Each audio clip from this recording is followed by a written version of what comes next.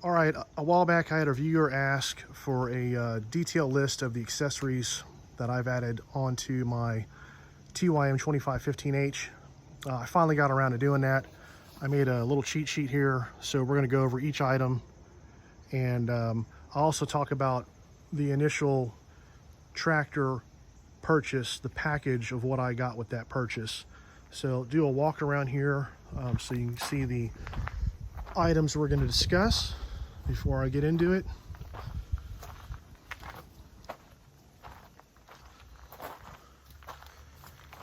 Okay, so this is what we're going to be talking about.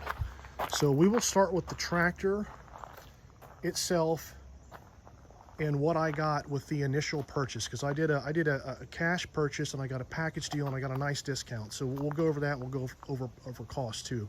So that is a 2024 TYM 2515H. It's a hydrostat model, for those of you that don't know. And this is, I call it a 25 horse, but it's rated at 24 horsepower. It is a 1.7 liter, 3-cylinder diesel with a mechanical injection pump. So no electronics on this, no emissions, no electronics. And it's the main reason why I purchased this specific tractor. And two, because it is considered a mid-frame tractor. If you see how much longer the front of this tractor is compared to like some of the Kubotas and Massey's and other tractors out there, okay?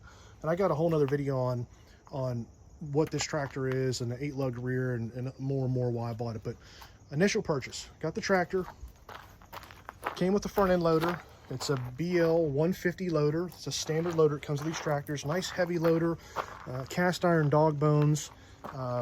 It's got I believe it was 2,200 pounds lift capacity at the pins. The quick disconnect bucket so you can put skid steer attachments. So tractor, loader. Next, I got the Woods RC 60.2 5-foot bush hog. It does have the slipper clutch, which is nice on the PTO drive.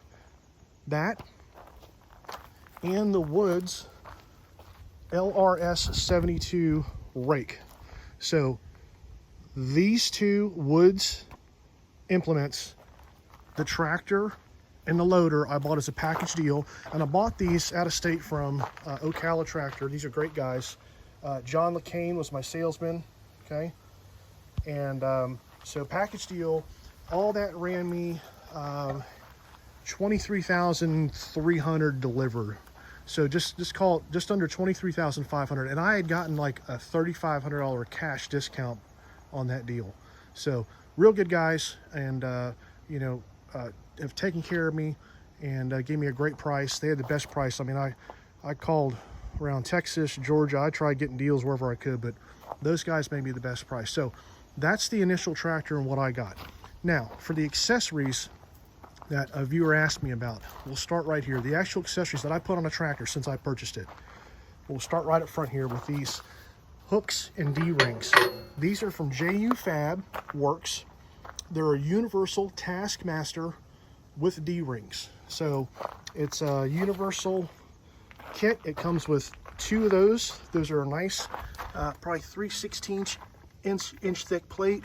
The D-rings are great. I've already used these to pull post out of the ground when building a fence here in a property. You know, messed up on a post, 80-pound bag concrete, had to rip one out of the ground, put a strap around those hooks, strap around the post, just yank it right out of the ground. So those things are real handy to have. So when you get those, it comes with 2 of those. It comes with the hardware, and they are meant to fit a number of different tractors. TYM, obviously one of them, Branson, Coyote, some of the John Deeres, some of the Kubotas. So nice accessory. And again, that's JU Fab Works Universal Taskmaster with D-rings. So first accessory I put on. Next, the Saw Hall Universal saw mount. So that is mounted to the loader, as you can see here. All right, and that is just, that's what that's called. That's a saw hall. It's a universal 28-inch. So this will hold up to a 28-inch bar. I have a 20-inch bar on my Husqvarna. There's a close shot. I like this. It's real handy. You know, one hand, you can pull this saw in and out of here. Real heavy duty made. This piece that holds the saw, I think it's called a scarab or scarab. I mean, it's a composite type material, so if it wears out, you can replace it. So there's that accessory. Next, we'll go over my Husqvarna. It's a 455 Rancher. Been a great saw. I've abused it quite a bit. I've had to cut some tree roots out of the ground here on the property. So I just kind of buy a bulk set of chains, like 3-pack off Amazon, burn through them. But the saw's been great. So we'll call that accessory number 2. Moving around here, accessory number 3, the Bucket Buddy. This is great. The part number for the Bucket Buddy is 14591, and that's just what it's called. It's called the Bucket Buddy. I think it's like EMPI. It's a company that makes it. You can just Google Bucket Buddy. Part number 14591 again, and it mounts to your ropes bar. And this tractor has the curved ropes bar. I mounted it here. I changed it up a little bit. I had to rotate how it was mounted a little bit, drill a hole, get a bolt here. But anyways, very handy. You know, I keep my marker paint in here. You know, my string. You know, twisting wire for the fence. And so there's that. And then, you know, I was trying to find a red bucket, but that's what I found with the Tractor Supply. That bucket kind of matches good enough. So that's accessory number 3, we'll call it. Next, let's see here, will be the, I'm pretty sure it's the Harbor Freight Haulmaster 3-point quick hitch. Now, this thing's a little cheap. I mean, it's on closeout. It's like 139 bucks. I mean, a really good one, really good quality one is like 500 bucks from what I've seen, close to 500. But this thing's worked great. I've used it with the stump grinder, obviously. I've used it with the bush hog, and it's holding up fine. So part number on that, let's see here. That is, all that is just called a Haulmaster 3-point quick hitch. It's 27 3/16 inch. I guess they have a different size model, but that's the 27 3/16 inch model. I did have to change this upper hook. The hook that came with this thing did not allow for the implements to be far enough out, and you can see here a little bit of red paint at first. When I first tried hooking up the bush hog to it, it wouldn't go on. It would interfere. So that's just a cheap Amazon. It's like a $30 or $34 hook, and all it does is it gives you more space, more on the side here, more extension. So the hook, you know, is separate from Amazon, but I'm just going to call that one package deal. So that's accessory what we're at, number 4. Okay, next, since we're here, the Max stump grinder, 34-inch blade, or maybe it was 34 carbide cutting teeth. Anyways, here's the teeth. I'll give you the model number here in a minute. This thing's real good. I looked around at quite a few of these. There's a couple of different brands. This one was the most cost effective. This thing delivered with a spare set of teeth was like 2,195 bucks. I mean, it took a while to get. I mean, it took like 6 to 9 weeks to get this thing, but a very handy piece of equipment. It's got a it's got the breakaway clutch right there. Cover slipped off. The only thing that's happened to it is that cover slipped back, but you can see it's got a breakaway clutch there. That model of that unit, let's see here, that is called the Max part number 150151G. I'll say it again, 150151G, and that's on Max's website. All right, so what are we up to? Number 5, that's the 5th accessory, I think.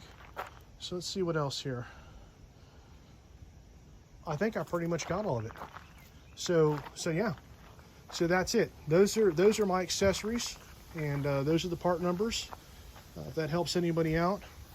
And you know, these stump grinders work on from like 24 horsepower, I think, up to like 50 horsepower or maybe more, but at least it's a 24 to 50 horsepower power rating is what these things need. And it runs fine in this tractor. I mean, I've stalled it out, getting a little too aggressive with it. the first couple times I used it, but I've used the heck out on this property. I mean, it'll tear some stumps up. So yeah, that's it. Walk around here again. This has been a great tractor. I've only had one issue with it, and I'll touch on that here in a minute.